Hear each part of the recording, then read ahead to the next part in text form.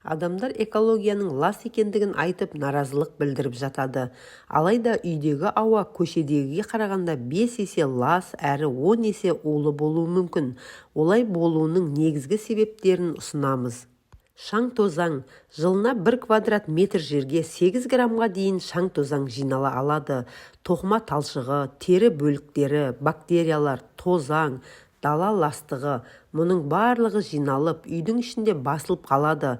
Солай ол жерде тозаңды кенелердің көбеюіне қолайлы орта пайда болады.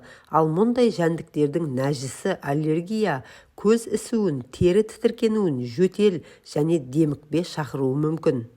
Не істеу керек? Еденді және жұмсақ жиһаздарды аптасына 2 рет шаң сорғышпен тазалау, шаң сүрту және жапқыштарды жуу керек. Егер аллергик болсаңыз, батыл шаралар жасау керек болады. Яғни тұтас пердені жалюзиге ауыстыру, барлық кілемдерді алып тастау, кітаптарды жабық шкафқа қою, үйде жұмсақ ойыншықтар ұстамау қажет.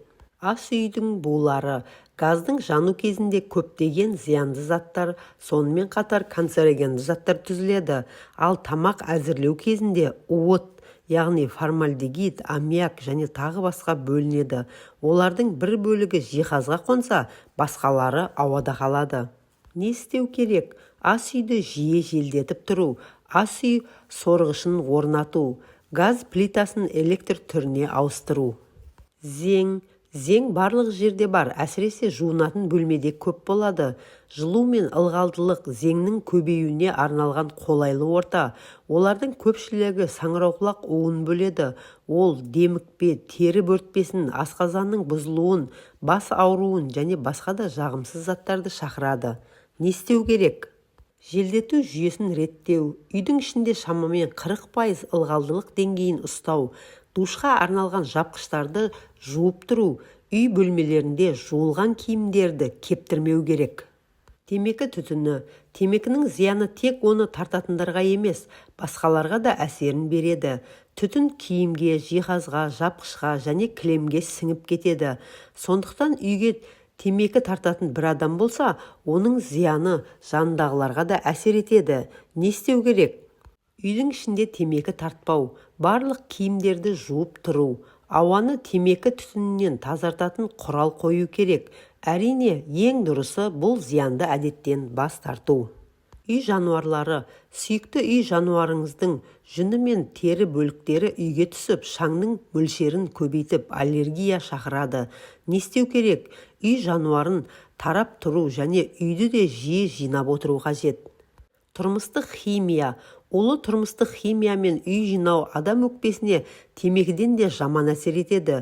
Химиялық құралмен үй жинау кезінде бетіңізге маска кигеннің өзі толықтай көмектеспейді. Жуатын құралдардың бөліктері жиһаздарда және ауада қалып қояды. Не істеу керек?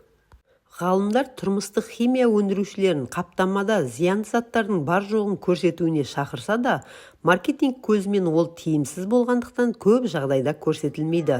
Сондықтан қаптамадан құрамын өзіңіз мұқият оқып алыңыз. Ең зиянды химиялық қосылыстарға мыналар жатады: хлор, хлороорганикалық қосылыс, фосфат, фосфонат, беткі белсенді зат, формальдегид және тұзды қышқыл. Тұрмыстық химиялық құрал таңдау кезінде осы айтылған заттардың жоқ екенін немесе аз мөлшерде бар түрін таңдаңыз. Оларды қаптамасында көрсетілген мөлшерден тыс езбеңіз. Видеоны соңына дейін көргеніңізге рахмет. Пайдалы болса, лайк басып, каналға тіркеліп қойыңыз.